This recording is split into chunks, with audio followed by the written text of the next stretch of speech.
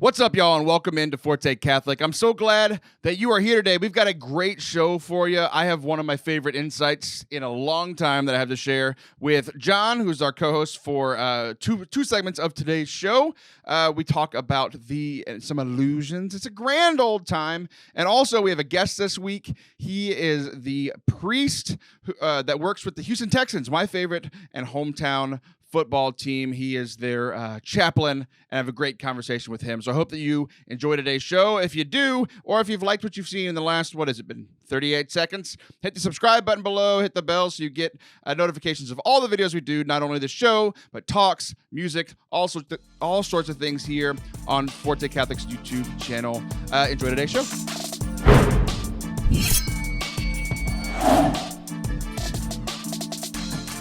What's up? And happy Easter, and welcome to Forte Catholic. I am Taylor Schroll. That is Jonathan Lene, Bearded Blevins. Jonathan, happy Easter, buddy. Hey, thanks. Happy Easter to you too. Is it because it's Easter? Is that why you said my favorite middle name, Lene? Yeah, dude. That's my favorite one. Your parents, I just adore them so much. Not because they had 3 very successful sons and apparently a sister that I didn't know about. Oh, yeah. How did you not know about that? No, I feel like a bad person. You are a bad person. I think both of us. I think that proves that both of us are. Because she's adopted. Okay. This is starting to ring a bell now. Okay, good. So I have told you. You have told me. It's all me. I'm the bad person. We talked about it once. I think it was on the show too. Yeah. She's adopted. She's great. And she really is like my sister. I don't say she's adopted like it doesn't count. And it was late in life. She was like 18 when we adopted her. Okay. Yeah. This is all ringing a bell now. But like I follow your mom on social media, and she was like, oh, yeah, it was like your parents' anniversary the other day. And I know we're celebrating Easter, but let's talk about your parents' anniversary, the bigger holiday. So she was like, oh yeah, I'm so thankful for all of my sons and all that they've done, and also my daughter. I'm like, what? Yeah, she's a proud mama. She is. So I had this weird encounter the other day, Jonathan, and with the risen Lord. No. That was okay. Keep going. Although that, like, someone rising from the dead is one of the weirdest things in the world, and us as Christians are just like, yeah, sure, like it happened again, whatever. He's yeah. It's really weird though, Mary being perfect. He's risen indeed. Yes, we did it. But I had an even weirder encounter than someone rising from the dead for the 2020th time. But no, we're not to it. It was 30. Let's do some strange math. That's what everybody wants from this show, right? Yeah, I'm bad at math, but I'll try. We've celebrated him rising from the dead about 19 in the upper echelon of 1900 times, but also every time we've had a mass, so in the billions. So anyway, that's our confusing math for today. Yeah. Back to my story. Regular listeners of the show know that I coach the local track team at our local Catholic high school, and I was at a track meet wearing this hat that has your face on the back of it, because it's the hat that I literally wear all the time. And a lot of people think it's me, like they think it's just me wearing my hat, but it's just like, bud, it does look like me. I just never wear glasses or sunglasses, so that's the big difference with your logo and mine. But this kid walks up to me, and he goes, "What's that on your hat?" And I was like, "Oh, it's my friend Bearded Blevins. He's a Fortnite streamer." He goes, "Oh, that's what I thought. Like, I know Bearded Blevins." I'm like, "What?" Like, I'm at this track meet in Central Texas. You live in Detroit or Chicago, wherever we decided that you live.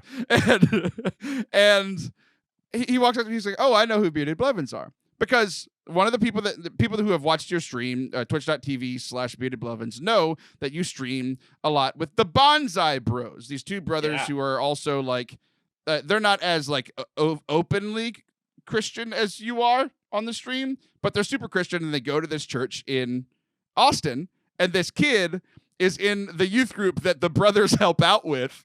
So they knew you because of them, and walked up to me at a track meet where, like, the other teams are supposed to be my enemies. That's what I teach my kids at the Catholic school. All other teams are enemies, and we'll love them after the meet. Love your enemies later is the message there. But yeah, that was just really strange, and I was like, okay, kid, nice to meet you. Now, first of all, that's wildly cool and very crazy. And what a small world. Like not because they don't just know me; they know me through the Bonsai Bros, who've been a part of my stream since I first started streaming, and now they stream and they're doing great. That's crazy. What's crazier to me though is that you didn't mention Twitch Prime. Like, hey man, do you have Twitch Prime? Make sure you use it on Bearded. Like that's true. Like that's where our friendship would go from like good to great, or great to the best, right there. So next time, have you heard of Twitch Prime? I sure have. And when I'll start doing that? When you start sharing about this show that we do together once a month. Dude, you always tweet about it at the weirdest times. No, it's the same time every week. I'm like working, and if okay, point taken. Okay, good. The other thing that we have to address before we move into Easter, all of these things we have to address before we get into Easter and the rising of Jesus. Why do I feel like I'm in trouble? You are. You're not, but it's hilarious. So at the end of last month's show, I got mad at you because you invited me to a party that was happening in 2 weeks, your yearly March Madness party, and you were like, I was mad that you invited me, and then I was less mad because you were like, you know what, Taylor, if you want to come, I'll buy your ticket. And I thought that was so generous of you, and you were like, I was like, that's really, really kind of you, Jon. I appreciate that. And then you texted me 20 minutes after we recorded saying, my wife said that I can't just offer to buy tickets without talking to her. So here's the thing that I'm now terrified of. That made me realize that your wife is listening to your half of the conversation when we're recording. Yeah. And that's terrifying because only hearing half of any conversation is strange. But I would imagine only hearing half of a conversation with me is one of the stranger experiences in life. Yeah, I agree. It was the first time I ever knew that she was listening. I don't think she always does. She usually has the kids have their rest time now, and she hangs out with the baby upstairs. But sometimes they play right, 2 doors away from me, and that was that day. So I walked out. Normally she's like, "Hey, how'd it go? How was it? Oh, it was great. Had a lot of fun. We talked about this, talked about that." And this time she's like, "Buying tickets without talking to your wife now, are we?" And I was like, "Oh no." Anyway, so next year I got you. So yeah, you reneged on it like almost immediately. Like it was one of the last things we said. We said bye right into the recording. You texted me right after. And it wasn't like I was not mad or upset because honestly, I couldn't come anyway. I just appreciated the gesture. But even in that scenario where I wasn't even going to take you up on the free tickets and you still texted me like, my wife said no, made me so happy. It's so remember when you were a kid and you'd ask to sleep over and it's like, oh, mom said no. That's what it felt like texting you that. I felt like I was 8 again. And that's why I loved it because you're like talk a big game and then the woman in your life told you no and it made me so happy. We were shut down. Okay, let's talk about Easter. And I think I have become known for a couple of things and most of them are bad. But I'm sorry, please call it Resurrection Sunday. Thank you. No. Actually, my wife just told me in the next room that I have to, so I'm going to on this past Resurrection Sunday. So one of the things that I take pride in is the way that I look at and read Scripture. It's just different than most people. Not better, not sometimes worse. But just different. Like every time, I'll share stuff and people are like, that's so strange. And that's essentially what this show started as and what one of the bedrocks that has kept this show going is Taylor's strange insights into Scripture. So we just celebrated this week. We were going through the passion, death, and resurrection of our Lord. And for this joke to make sense, have you seen The Passion of the Christ? I have. Okay, it's been a while, but I've seen it. It's been a while. Okay. So since I've seen the way the candles light your face, that actually works perfectly for, churches, candles lighting the face of Jesus. So, okay. So in The Passion of the Christ, I thought about this all last week. I like how you constantly make changes to your face. So it only bothers me and the people watching on YouTube. And then for everybody else on the podcast. I did it though because you said the candles light your face. I tried to make it look like the candles. I'm just trying to amp up the production level, man. Oh, good. Well, on my end. I'm glad you fumbled for that for 15 seconds. Thank you. Okay, so The Passion. Yeah. So on every Palm Sunday and on Good Friday, we read the Passion account, the whenever Jesus is condemned to death, he's arrested, Garden of Gethsemane, and then the way of the cross, right? So as we were like reading through that, and I heard it a couple times, I constantly think about the Passion of the Christ, like how I envision all of these things. Like Jim Caviezel is Jesus in my head and always has been. Like even since The Chosen came out and I've seen clips of that, like it's still Jim Caviezel to me. Okay. So I was thinking about the Garden of Gethsemane scene. So whenever Jesus is being arrested, and like, you know, Judas goes to kiss him on the cheek. And then the Pharisees ask him something. I forget because it was in Aramaic. Remember how the whole movie was not in English, right? Yeah, the whole thing. But something to the effect of like, are you the one that they call the Christ? Are you Jesus, right? Yeah. And do you remember what he says? I mean, in scripture or in the movie? Both. This is where it gets verbatim from the scriptures. That's who you say I am, right? Yeah, so you're right there. You're right there. He says, "You say I am" to Pilate, but all he says right here is I am, or I am he, right? And saying I am, he literally is saying, like, that's what God told Moses that his name was when he asked him with the burning bush. Like, Moses has a really good question. He's like, "Hey, I'm me and this God that I just met in a bush. We're gonna save you from slavery in Egypt."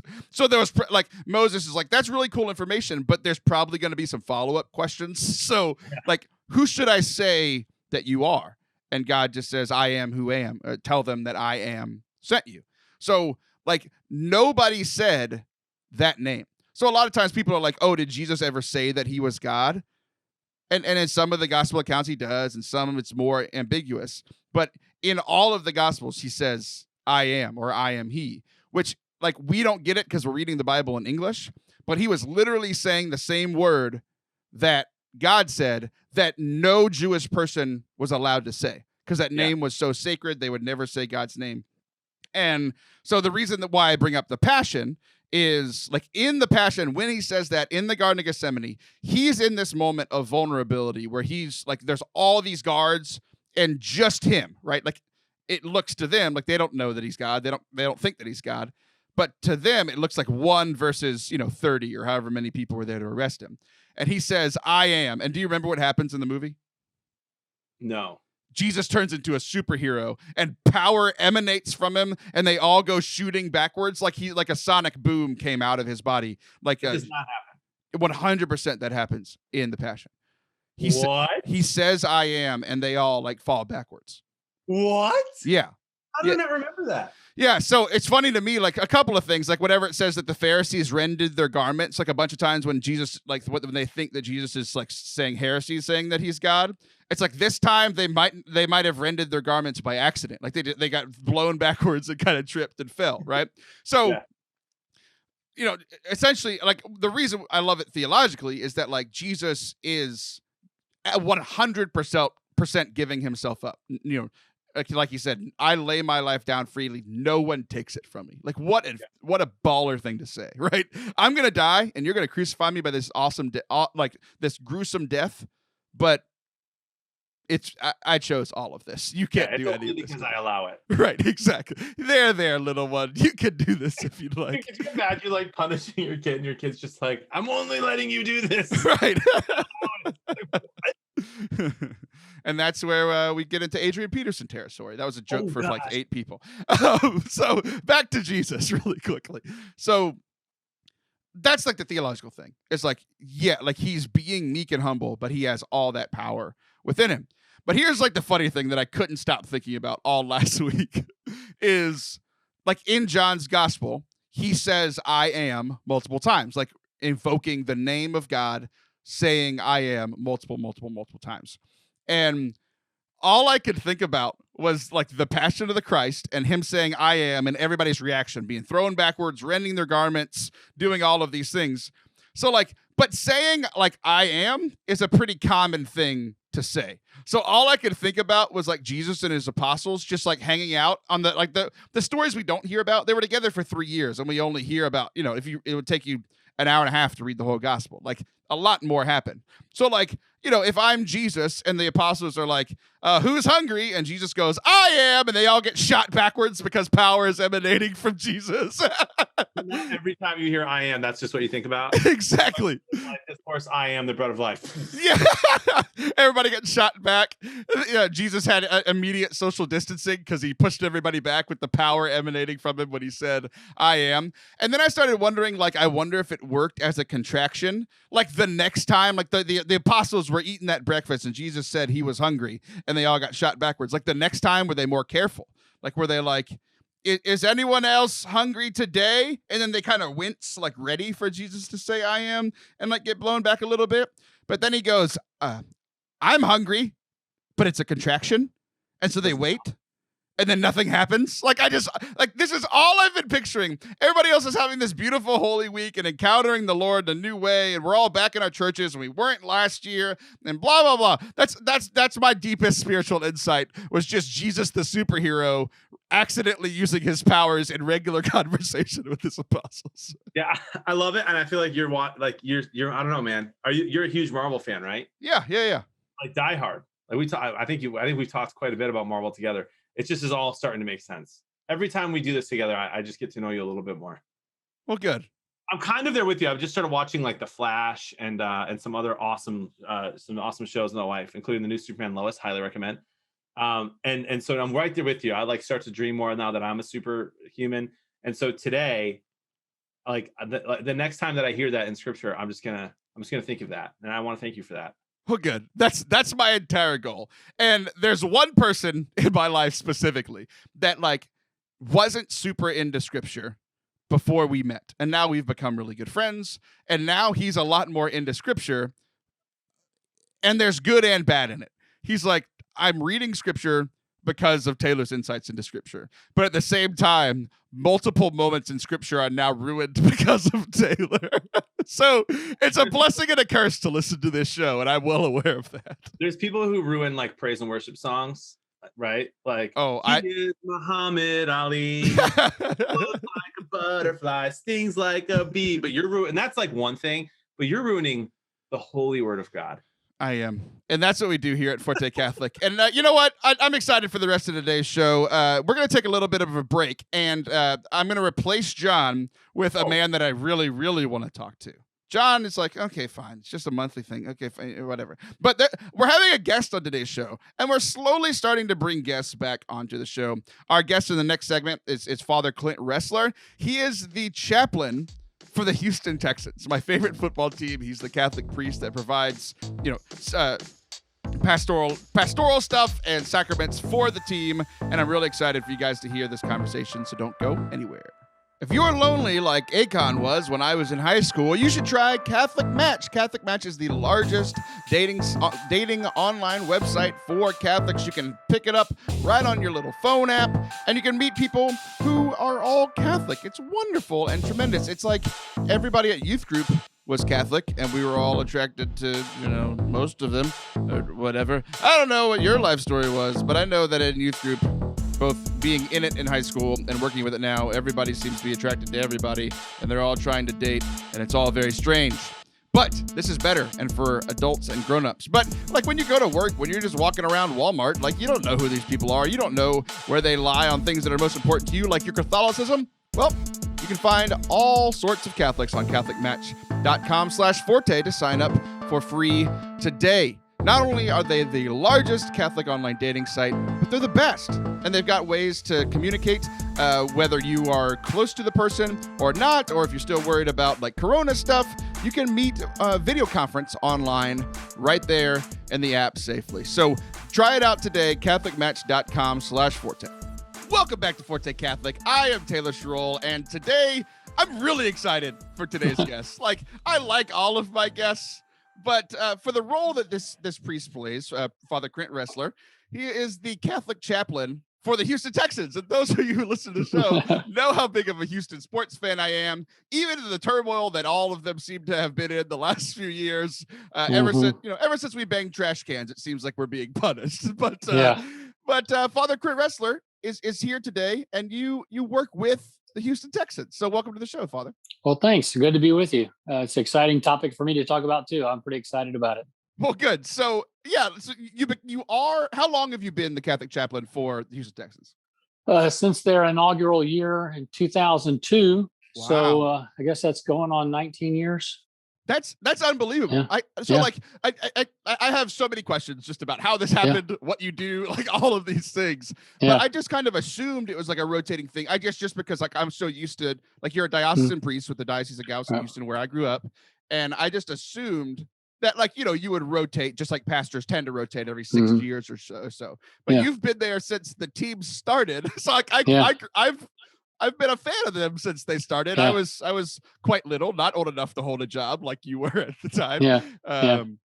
But so how does that even get started? So you signed up and gave your life to be a priest for the Diocese of Galveston, Houston, and then the Houston Texans call you. Does your bishop talk to you? How does that start? Well, let me give you a little bit of the remote history first. Sure. At the time, I was working in the chancery, the director of vocations, and we used to have lunch pretty much every weekday with Bishop Fiorenza, the priest did, who worked in the chancery. And I remember telling him one day at lunch, I said, Bishop, if you ever needed someone to specialize in sports ministry, I hope you'd consider me. Nice. I was just kind of tongue in cheek. He knew what a big sports fan I was. And he said, well, what's sports ministry? And I was like, well, I don't know, but it just sounds like a good thing. And subsequent to that, I found myself actually going to chaplain at car races around the country, and actually even outside the country. So legal or illegal ones? Legal ones. Okay. Good. Yeah.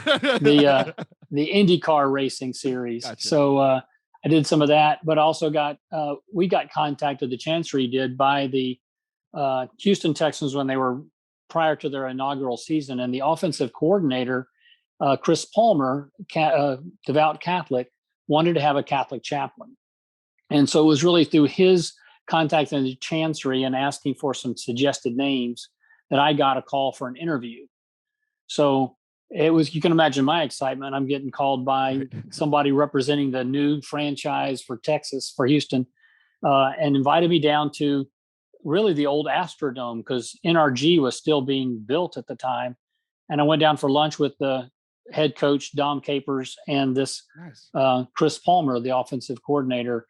And that was like just a thrill of my life. Just again, sit around across the table from the head coach of the Texans, who had also been coach for the Carolina Panthers. And so after that lunch, they said, well, go get your credentials. You've got the job. So you interview well. That's good to know. I hope so. Yeah, apparently I did. Or God was helping out, See, as he often does. It's so crazy to me because, like, imagining God over the Astrodome is just a cool visual for me. Just like God's hand reaching out to a conversation in the stadium I grew up going to and loving. Yeah. But yeah, I mean, even just that, like, hearing about Dom Capers and those guys, it's like, that's like literally that was like my childhood growing up, and it's just really cool to hear that. And I think one of the big things that so the reason you and I met was through Dave Neeson, who works with a lot of helping to coordinate and provide Catholic priests and Catholic sacraments for the Catholics in the NFL. Really cool guy, and we're thankful that he got us connected. But I think one of the things, it's so one of the stereotypes that even I had as a Catholic and as a fan of professional sports was that, like, the two were diametrically opposed, that, like, sports is all about money and fame and all these things, and the church is not about those things. So I just assumed those two things didn't mesh. And what I heard from Dave when I talked to him, and then what I hear from you now, is that this originated from within the organization. There was a Catholic there was like, hey, I'm not the only one, and I want, I would like Catholicism to be around my workplace. Like, that's just, it's just so fascinating to me, even though I've heard it before, even you hearing that they reached out to you, or they reached out to the diocese and therefore you, that's just so impressive to me. Yeah. Well, it's a model that is interesting. It's a different model. If you can, there was an old skit, I think it was on Saturday Night Live, where one guy was the office linebacker. Oh yeah. But you imagine what would our world be like if some representative of our faith were with us in the workplace. Oh yeah. Or came to visit us in our workplace. The whole idea of evangelization and bringing the gospel into the world, into the structures of the world. And here is, like you said, an organization, the NFL and other sports organizations, who see the value of bringing faith into the workplace. Yeah. So that's your primary job, or no, your primary job with the Texans. I know that you're a pastor of a parish, but your primary role with the Texans is to bring Catholicism in the workplace, to gather all the Catholics in on the team and within the organization. So I would imagine, and you could correct me if I'm wrong, but that like the primary function is to provide the sacraments for the team. Is that correct? Correct. Yep. Okay. So is it different during the season and the off season? Like how often are you with the Texans, like providing, celebrating mass? Are you hearing confessions? Like what is the primary role there with sacramentally? Okay. Well, maybe let me take a step back and say, I Sure. think from the perspective of the Texans and other NFL franchises that see this value, it's about supporting the coaches and the players, providing another element of stability to their lives, et cetera. So they probably wouldn't identify the sacraments first and foremost. We would say, well, we do that through word and sacrament.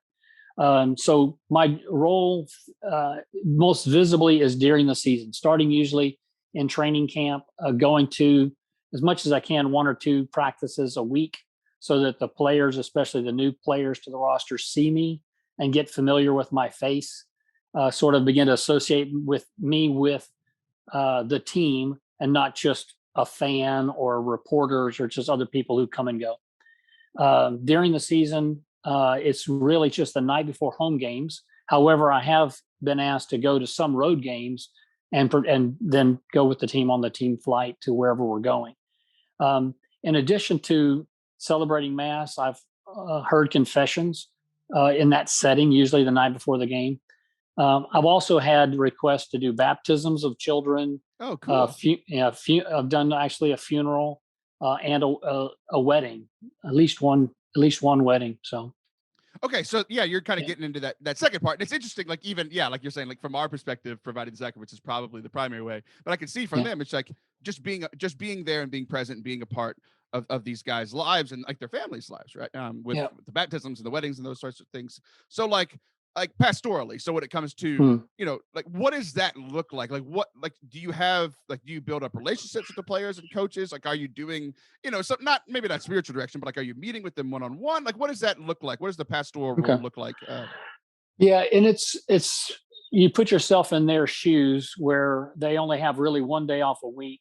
And everything else, especially during the season, is just geared around getting ready for the next game. What I have done in the past, now this is going back a ways in terms of older technology, but providing CDs with Catholic content. Nice. Okay. So if you want to listen to, this kind, whatever CD topic. So formation, spiritual support. I've given them travel Bibles that they could carry with them, prayer books, anything like that would just make it easier for them to practice their faith and keep their prayer life going.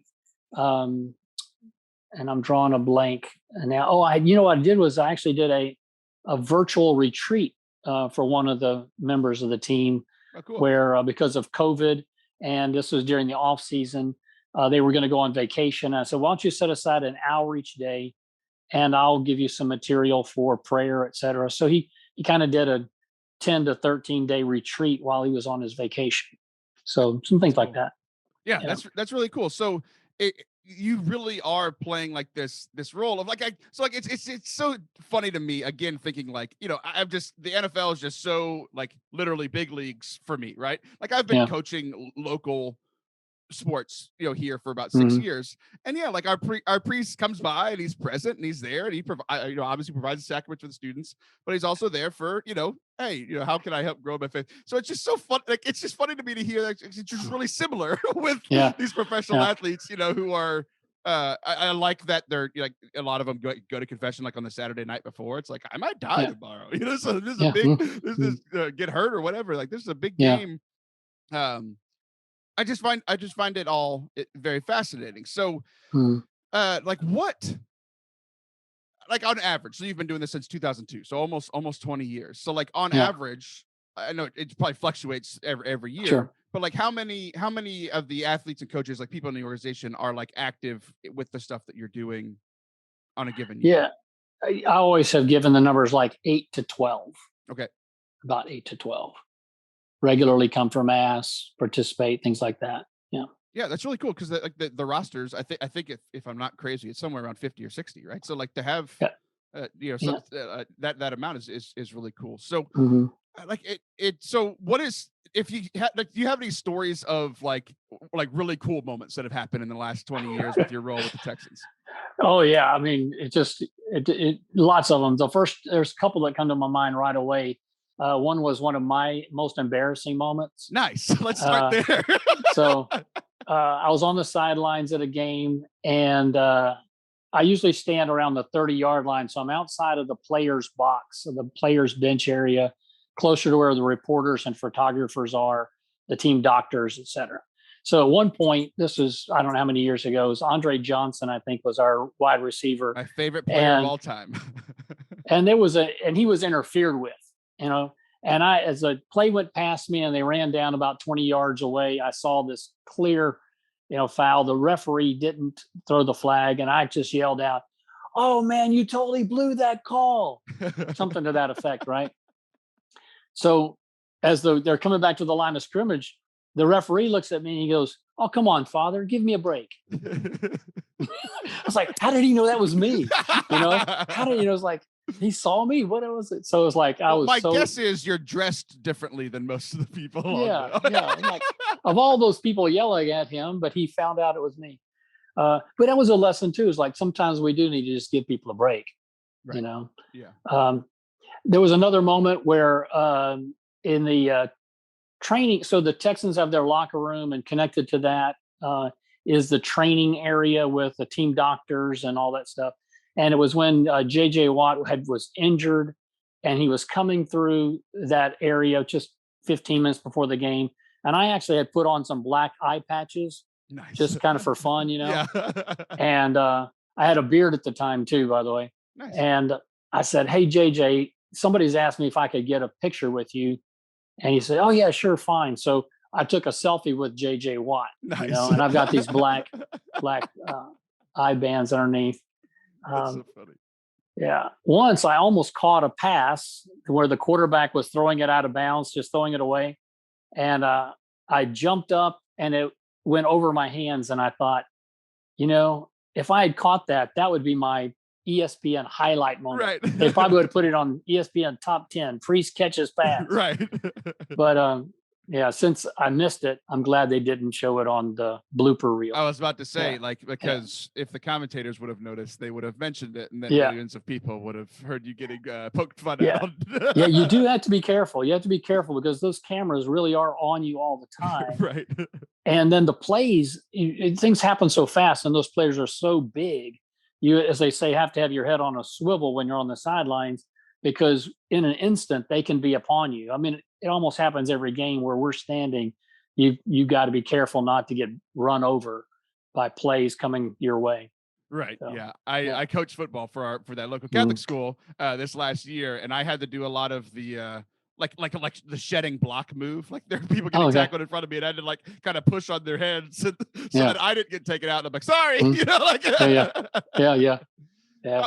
Well, you know that after this, all I'm going to be doing during Texans games, every time they show the Texans sideline, I'm gonna try to find you and try to get a clip of you doing something strange, like yelling at a ref or something along those lines. Well, my parishioners will play kind of a version of Where's Waldo.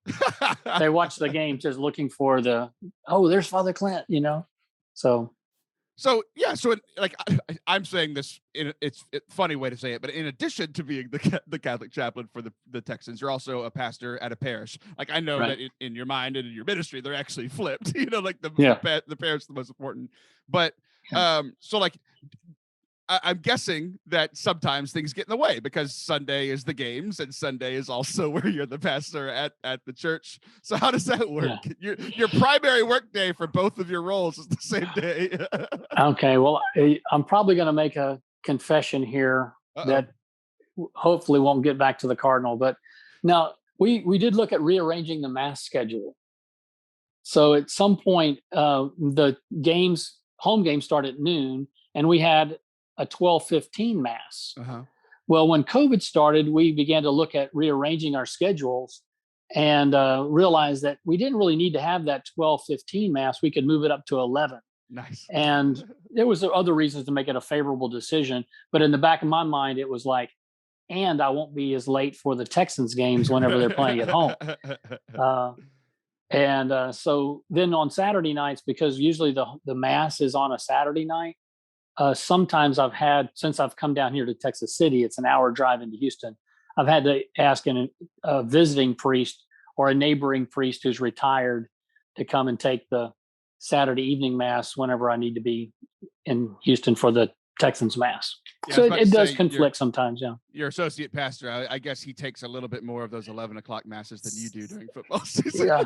Well, I don't have an associate pastor down here, so I'm a one-man show. Yeah. So you've got double duty, and there's only one of you. Well, I'm guessing you've learned how to bilocate. I'm guessing that's a skill that you've had to acquire. Yeah.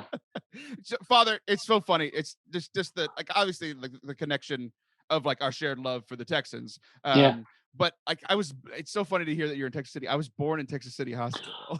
Wow. My mom worked there. She was, and she had me there. So small world. Very small world. Yeah. So I grew up in League City right down the road. So, yeah. Wow. Yeah. That's tremendous. So I guess the last thing, first of all, just thanks for coming on. This has been really cool for me. I've been looking forward to talking to you for quite some time. Yeah, being a priest is cool, but being a priest for the Houston Texans is extra cool. So any final thoughts? And if you wanted to share your parish with us, let us know. Yeah. Well, I'll say something that when I started this work with the Texans, I was also doing the vocation work. And I have since really developed a kind of an interest, if not even a passion, around the NFL draft and trying to evaluate players, looking at measurables. And what I found was really a kind of a parallel between vocations work. How does God fill out his roster? When he's looking for priests, when he's looking for religious sisters and others to serve him in the mission, what does he look for? Because that's what NFL teams are doing. They spend thousands, if not millions of dollars in evaluating the talent that's coming out of college. And there's an interesting, this is probably a bigger topic in and of itself, but certainly God looked for people who have certain skill sets. But a lot of times, just like in the NFL, it's about who's willing to work hard and whose heart is really passionate about this. In that case, it's football. In our case, it's about the gospel. It's about sharing our faith. It's about bringing people a message that can heal them and save them.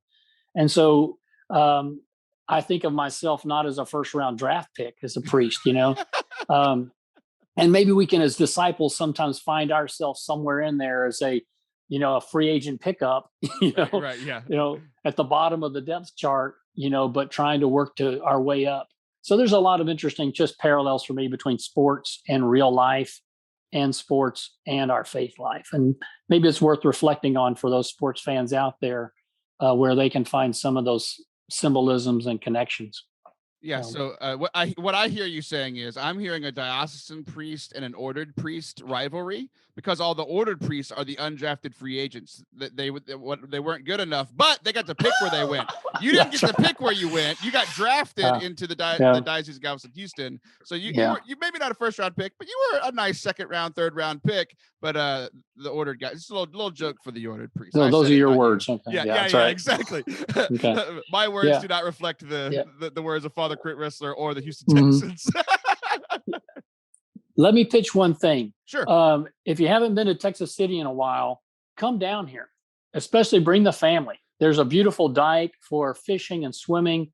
There's great levee for watching the ships go by and for flying kites. There's a lot of recreational areas here in Texas City. And on your way down, you'll pass right in front of my church on 9th Avenue North. You can't miss it. St. Mary of the Miraculous Medal.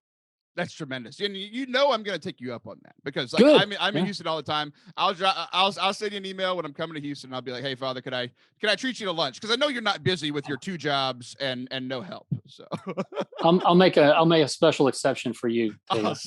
Awesome. Well, Father, thank you so much. And you know what? The last thing that you said, like your final thought, means in my mind that you're going to have to come back maybe 6-9 months down the road And what we're going to do is we're going to do a draft of seminarians, and we're going to have measurables. What are the measurables of a good seminarian? That's a great topic. Maybe get me and the current vocation director or some other vocation director into a tandem on that, because it could be dynamic. That would be a lot of fun. So we'll schedule that down the road. Hopefully I can have lunch with you between now and then. Father Clint Ressler, thank you so much for spending some time with me here today. Thanks, Taylor. Bye-bye. All right. Bye-bye.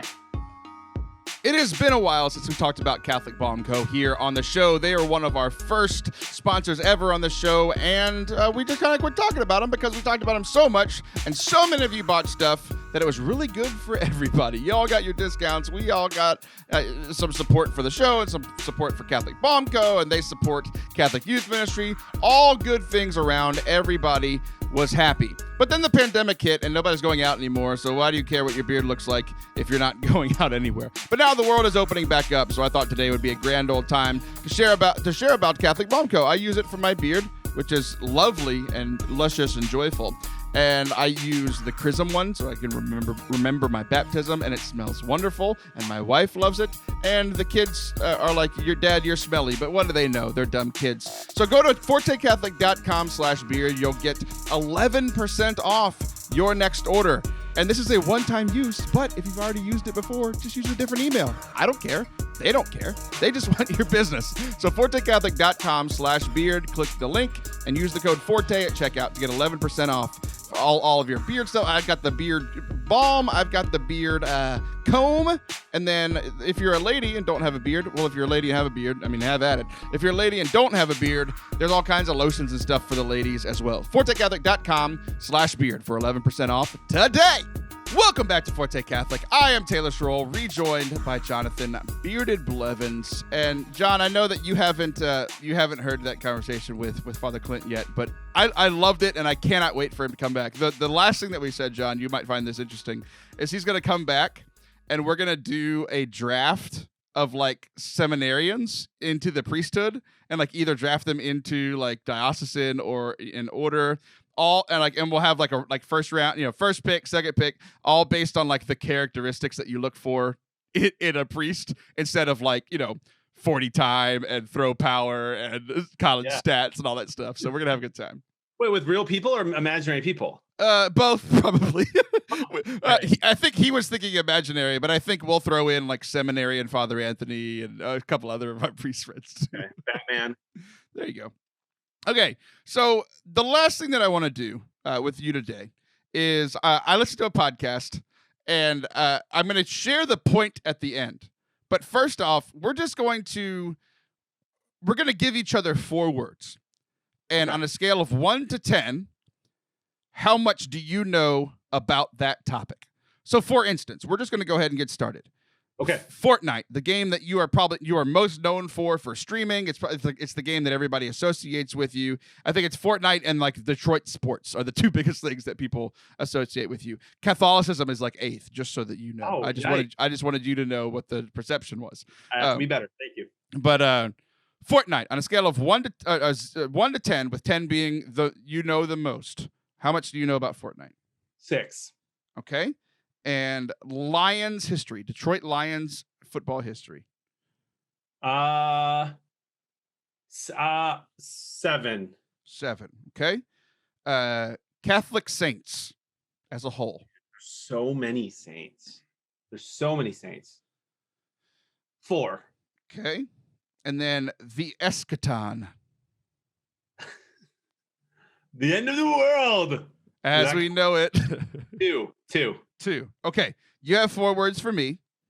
Okay. Are we going to do this now? I'm going to give you the 4? Yeah. All right. Number 1, sound design. Okay. I'm going to say 8. Ooh, that's higher than I went on any of mine. Okay. I'm really good at that. Number 2, guitar. Oh. You play guitar? I do play guitar. Let's say 5. All right. Number 3, and this is going to be weird, and it's not inappropriate. Zippers. 100% inappropriate. Zippers. You know what would be great is if we just bleeped that word out after what you said and just bleep zippers for the rest of the time. It would make it sound way worse than it actually is. Zippers. I know 2. I don't know. Okay, 2. Wow, that's it's like I would have been like 10.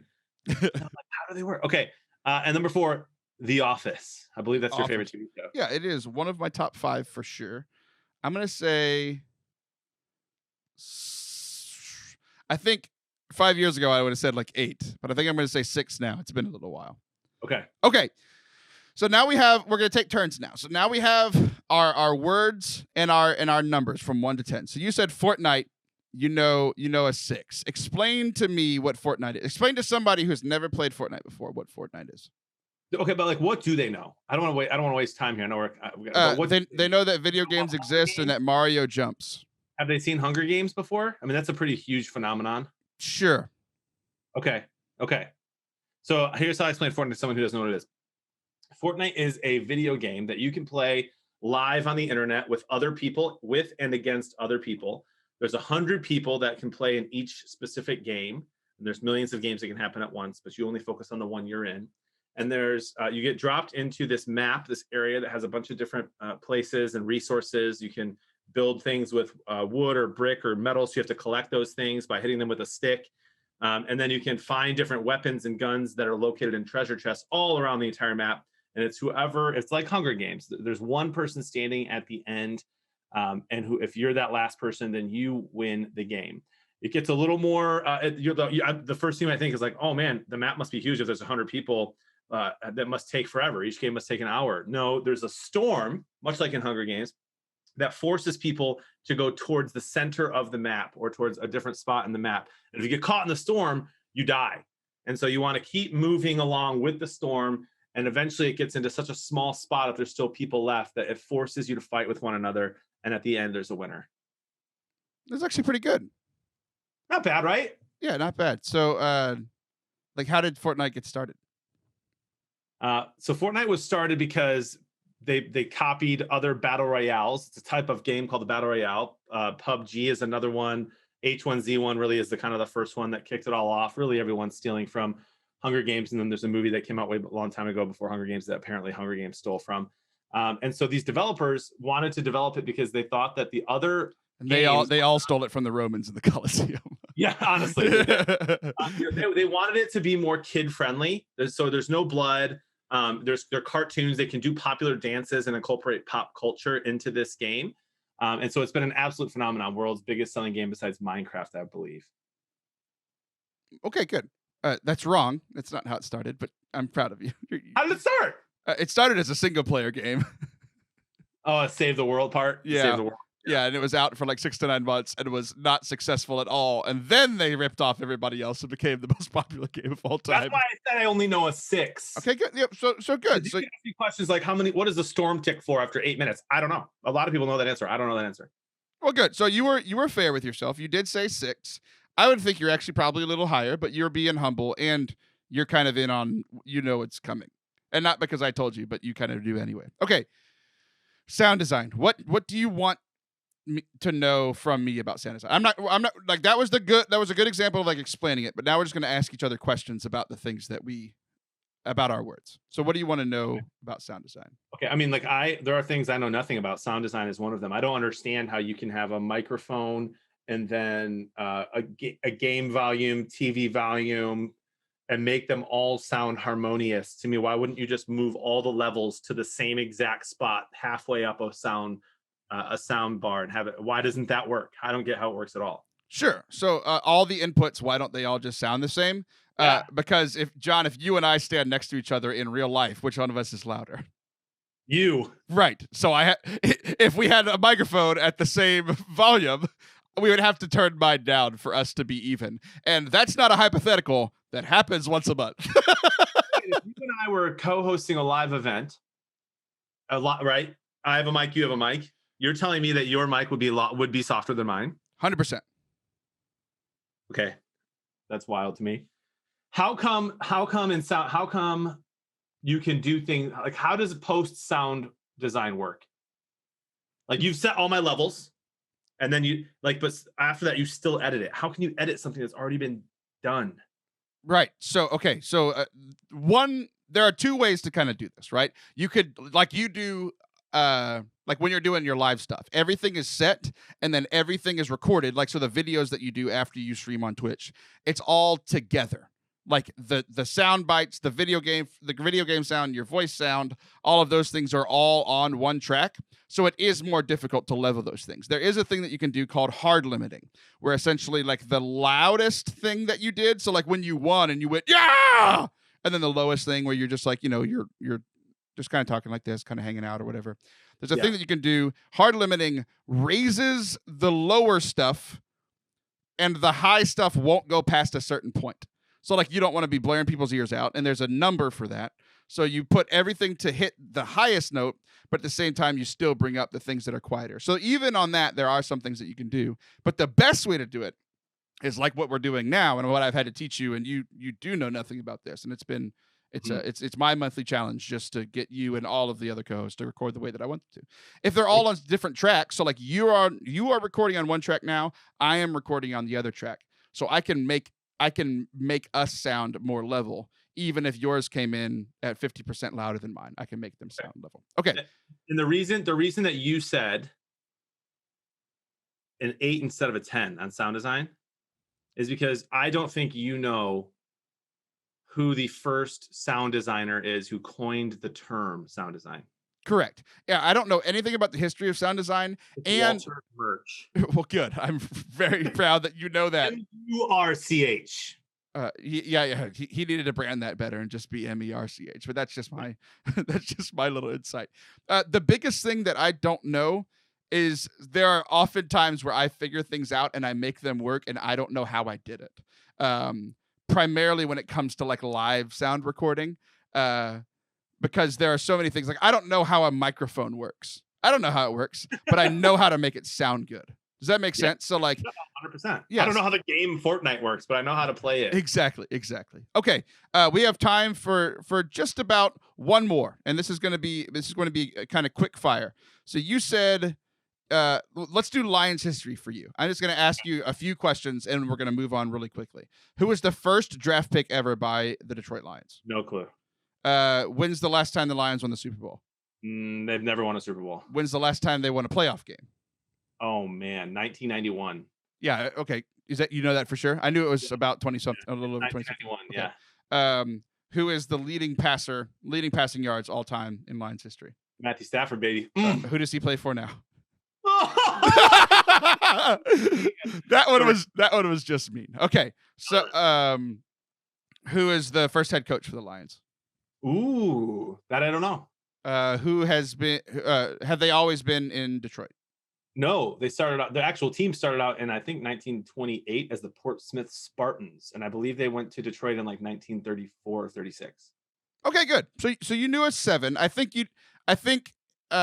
if like the person who knows the most about Lions history was a 10, I don't think you're a 7, but I think you're probably around like in the 50 to 60th percentile, right? Like, yeah. I think somebody who was like, especially from like 1938 on, but you give me like my life, 1987 to 2021, I'd say I'm a 9 or a 10. Sure. No, I 100% agree with you. I 100% agree with you. Okay.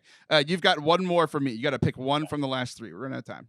So funny, but okay, let's go with, man, you gave yourself a 2 on zippers, but that would have been really funny. But just one thing for people to think about. If you ever look at a zipper, like, it's a great example of what you're about to talk about. Like, you zip up a coat. Everyone knows how to do that.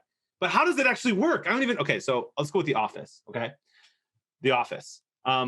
What year did it start? 2003. Thank you for your honesty. I just want to say thank you for your honesty. It's 2005, but that's well done. Okay. What came first, the British Office or American Office? Oh, British, for sure. Okay. How many seasons was Michael Scott on? 7. Yeah, I don't actually know the answers to these, but I think it's 6 or 7, somewhere around there. I am not confident. And what was the name of Michael Scott's first wife? Karen. I don't know.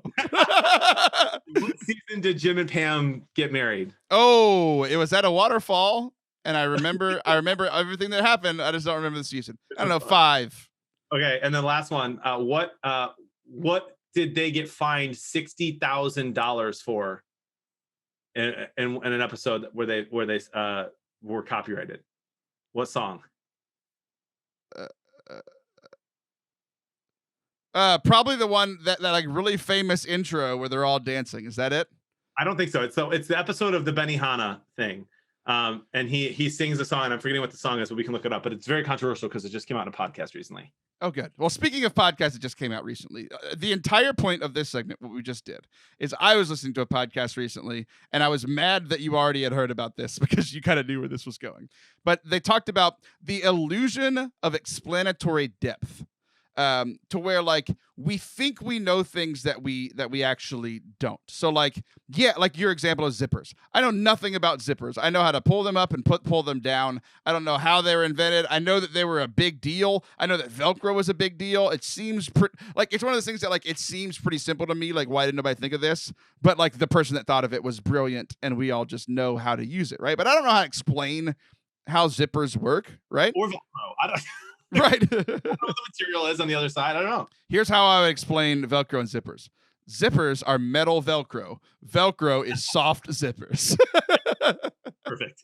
But so people were asked to like give themselves a grade, just like we did, on how much do you know about this thing. So the whole point was we are almost always wrong. Most people, now some people are like, you know, some people need a little bit of self-confidence. That's not my problem. It's not most people's problem. It's we think we know that more than we can.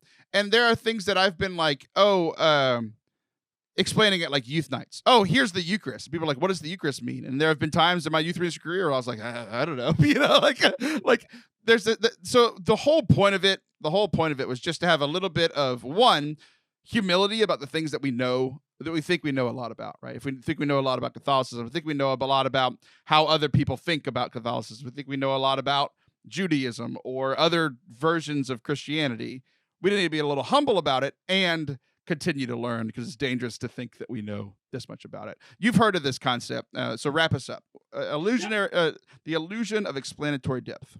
So the way I heard of it years ago when I would listen to podcasts, I used to be very conservative. Now I consider myself kind of a moderate, but partially because of this exact thing, that, you know, people are so passionate about these political things, right? Like you're so passionate about immigration. Okay, like how does immigration work in America? How long does it take from someone from Mexico to become a U.S. citizen? And like no one knows that answer.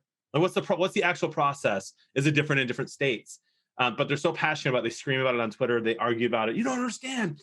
And so the conservative blogs I would read and the podcasts I would listen to would be like, bring this up and ask them just to keep going. And eventually you're going to own the libs, is how I learned it years and years ago. I'm not that way anymore.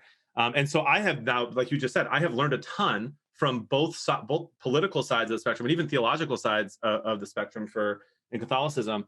And it's just made me a more well-rounded and sometimes a more humble person. Sometimes. Well, good. I'm much more well-rounded than you are, but that's more of a physical thing. So to wrap us up, the whole point of bringing up the illusion of explanatory depth is the goal for all of us is a little bit more humility and a little bit more knowledge, and having that information hopefully will help both of those things. So to quote my favorite TV show, The Office, check yourself before you wreck yourself. I'll be back next week.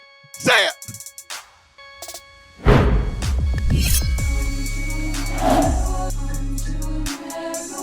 Thank you guys so much for watching. I hope that you enjoyed today's episode with Jon and Father Clint. If you did, a couple things. Make sure you hit subscribe if you haven't subscribed yet. There's a little share feature right here on the show. Hit share it off to all of your friends, all 8 of them, all 8 of your, not just your closest friends. We all have like 2 closest friends, and we all have like maybe 6 other ones. I mean, that's a lot for people my age. So share it with them, share it on social media. I would appreciate it. If you subscribe to the show, not only do you get podcasts, but you also over on YouTube get all sorts of things, music, talks. We've got some Easter songs releasing every Friday over the next few weeks. So go check it out, youtube.com/Forte Catholic. Thank you guys so much for watching, listening today. Y'all rock, and I'll be back next week. Peace.